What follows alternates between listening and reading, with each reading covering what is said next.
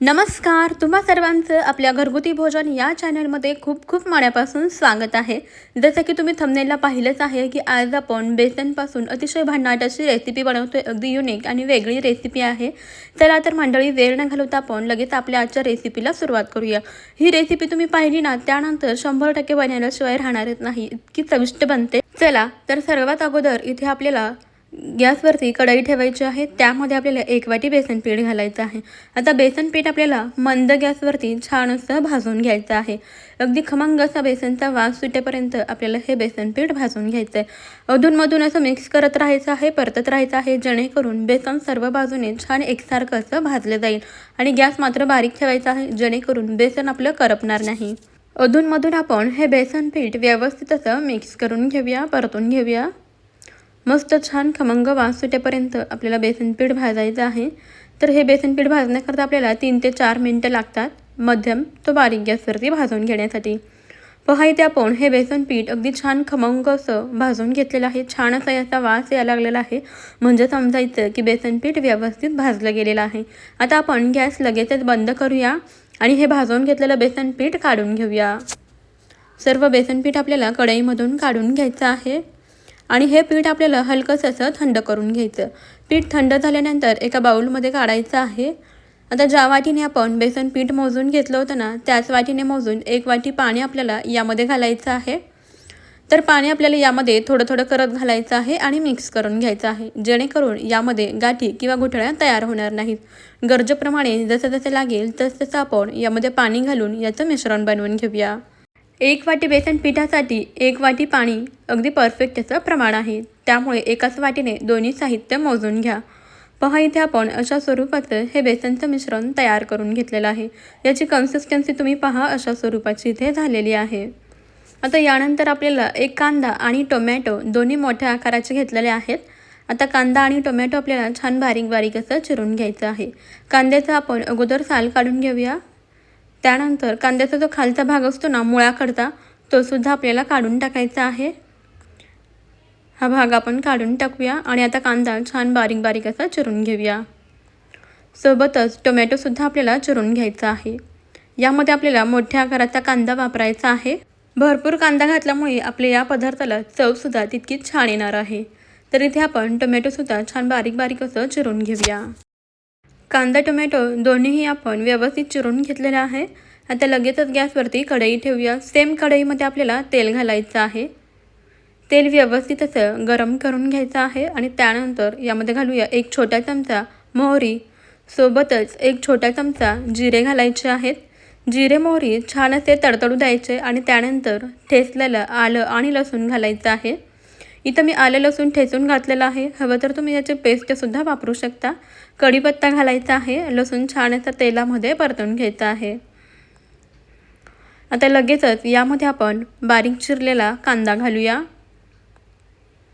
कांदा घालायचा आहे आणि व्यवस्थित असा तेलामध्ये परतून घ्यायचा आहे. कांदा छान लालसर गुलाबी रंग येईपर्यंत तेलामध्ये परतवून घेऊया. पहा इथे आपण कांदा छान लालसर गुलाबी रंग येईपर्यंत परतून घेतला.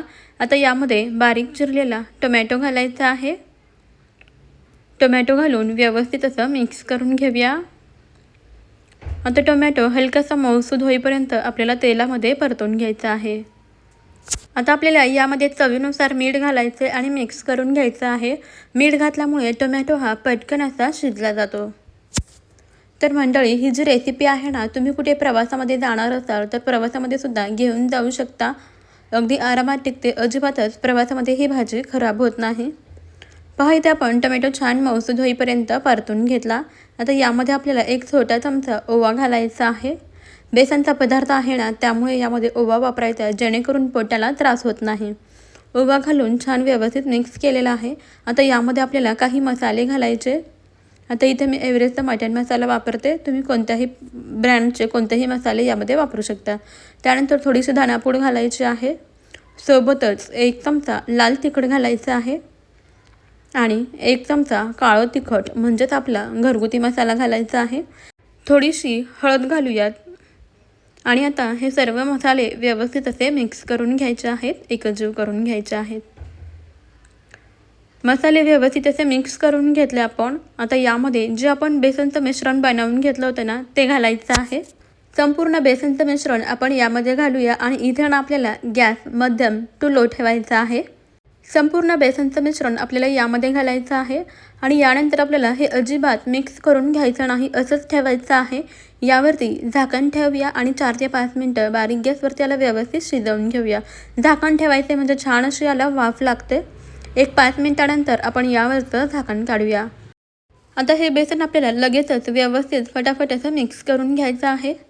पहा इथे बेसन शिजून छान हलकंसं घट्टसर असं झालेलं आहे. सर्व छान व्यवस्थित मिक्स करून घ्यायचं आहे. आता वरती जे अर्ध कच्चं बेसन होतं ते सुद्धा आपल्याला व्यवस्थित शिजवून घ्यायचं आहे. अगदी मोकळी सुटसुटीत अशी आपली ही बेसनची भुर्जी तयार होते. आज आपण इथे बिना अंड्याची बेसनची भुर्जी बनवतोय, जी की खूपच चविष्ट बनते. आता यामध्ये आपल्याला चवीनुसार मीठ घालायचं आहे आणि व्यवस्थित मिक्स करून घ्यायचं आहे.